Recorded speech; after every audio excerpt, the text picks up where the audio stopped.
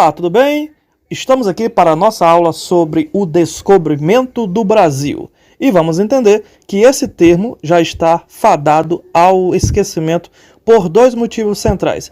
Primeiro, o Brasil não foi descoberto como muitos imaginam. E segundo, o termo correto é chegada dos portugueses ou dos europeus ao solo brasileiro. O que a gente vai compreender é o processo da saída dos portugueses em direção ao Brasil, o contexto que está envolvido em todo esse processo e vamos entender então o que de fato foi esse momento na história do Brasil.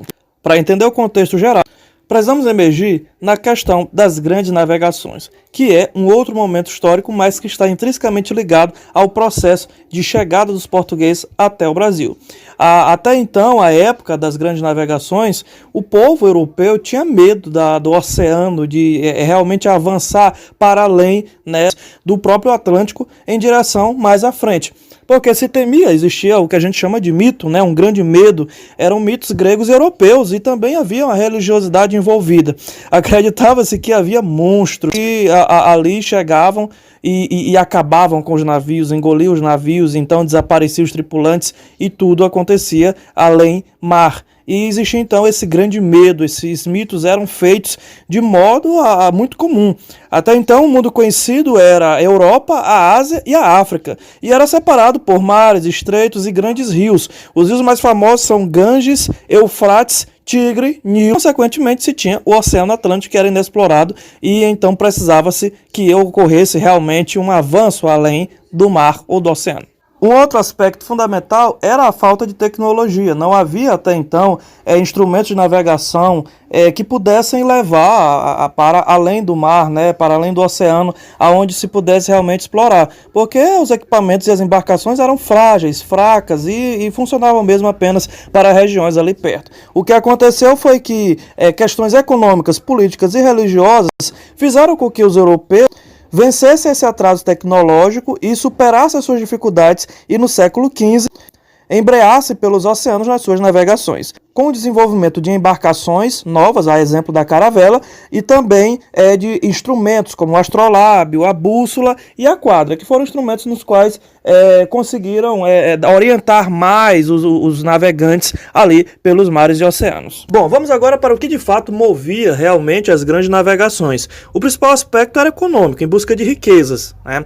Riquezas em novos territórios. Nós sabemos que o que movia naquele momento os países, nós estávamos no início da era mercantilista, então a busca por metais preciosos, também por especiarias, era fundamental na busca por essas riquezas, que não era abundante em Portugal, portanto devia-se buscar na origem e onde realmente elas tinham maior forte comércio, que era na Índia, né, e no Oriente. Então era necessário que as navegações tivessem como destino final a Índia e ali se estabelecerem relações comerciais com a Índia para que também da Índia pudesse ter relações comerciais com o resto do Oriente. Além da abundância de ouro, marfim, pimentas e também especiarias e escravos, que era a busca realmente central das grandes navegações, havia o objetivo evangelizador, que era de levar a fé cristã para os infiéis, aqueles que eles consideravam infiéis. Automaticamente entra aí na conta os muçulmanos. Eram a maioria por do Oriente e ainda são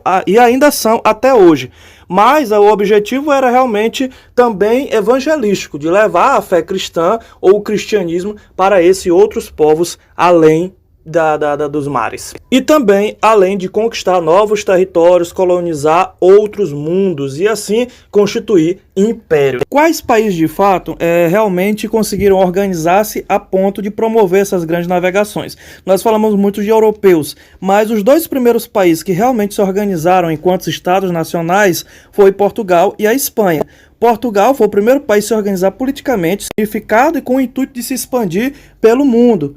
Automaticamente ele foi seguido pela Espanha. Organizaram-se e constituíram estados nacionais sob um governo de um rei único e realmente unitário.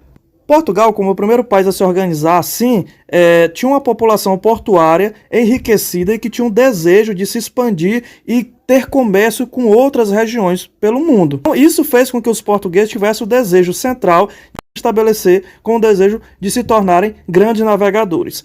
A Espanha também foi quem empreendeu a viagem de Colombo em 1492 e que chegou ao desconhecido continente americano, que foi intitulado logo após como Novo Mundo.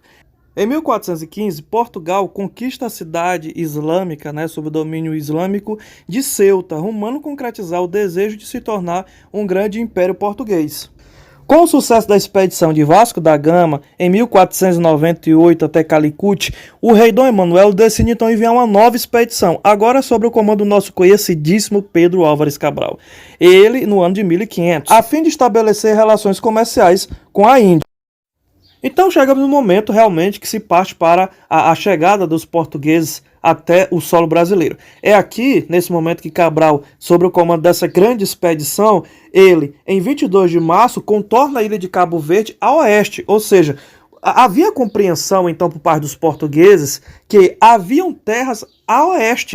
Alguns navegadores, antes de Cabral, já haviam passado e notado, veja bem, notado a existência de terras para além dali. Então havia-se a necessidade de se confirmar se essas terras ali realmente existiam e tomar posse delas. Então, essa história, a descoberta, na verdade não foi uma descoberta, foi na verdade, vamos encostar ali porque ali parece que é nossa e nós vamos dominar, se não for nós dominamos do mesmo jeito. A esquadra de Cabral detinha 13 embarcações com mantimentos para 18 meses e cerca de 1.500 homens. Na verdade, o objetivo da missão da viagem de Cabral era estabelecer relações comerciais com a Índia. E no caminho, eles realmente encontrariam ali essas terras para que tomassem posse e colocassem lá os fortes, então toda a questão de Portugal, da coroa portuguesa. O rei entendia que ali haviam terras que eram necessárias confirmar a existência ou não dessas terras ali.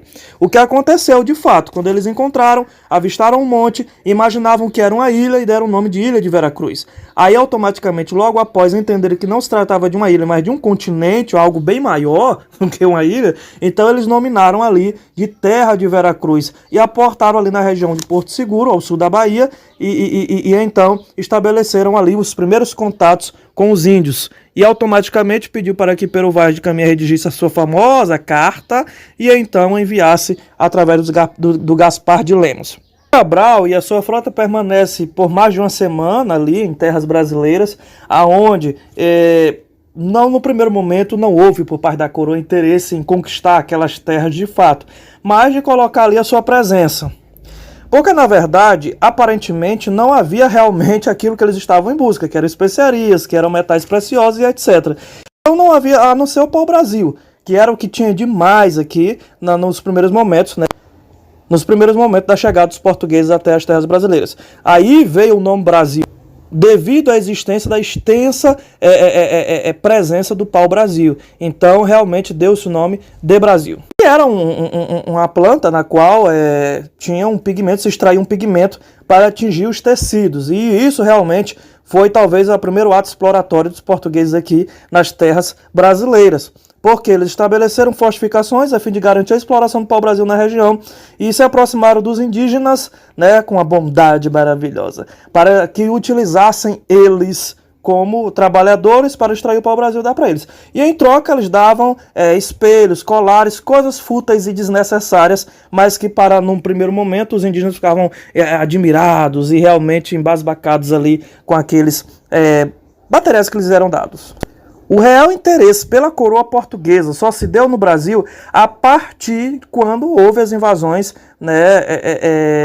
primeiramente quando o comércio com o Oriente não era mais tão lucrativo e também quando as invasões holandesas e francesas aqui no território brasileiro. A partir daí, então, se compreendeu que era necessário tomar realmente posse efetiva da terra para que ela não fosse perdida, certo, para outro país, porque agora não era mais Portugal e Espanha que detinham poder de navegação, mas a França, a Holanda e outros países, também como a Grã-Bretanha, passaram então a navegar pelos mares e oceanos para conquistar terras e constituírem também seus impérios. Para manter realmente o controle do território e a presença real de Portugal aqui, constituiu-se então capitanias hereditárias. Dividiu-se o Brasil em grandes lotes, 14 grandes lotes de terra, sob a responsabilidade de donatários que eram homens de confiança do rei Dom Emanuel, que eram homens de confiança do rei de Portugal, da coroa portuguesa. E então, a partir daí foi que começou, mas isso é assunto para uma outra aula, mas foi a partir daí então que começou realmente a ocupação e a dominação. esse foi o exato momento da chegada dos portugueses, a pequena compreensão rápida em uma aula básica sobre a chegada dos portugueses ao Brasil. A partir de então, nós vamos compreender um outro processo nas aulas seguintes, que é realmente a colonização do território brasileiro por Portugal. Muito obrigado por ter ficado até aqui, um grande abraço, curta, comente, compartilhe, divulgue o nosso trabalho e até a próxima aula.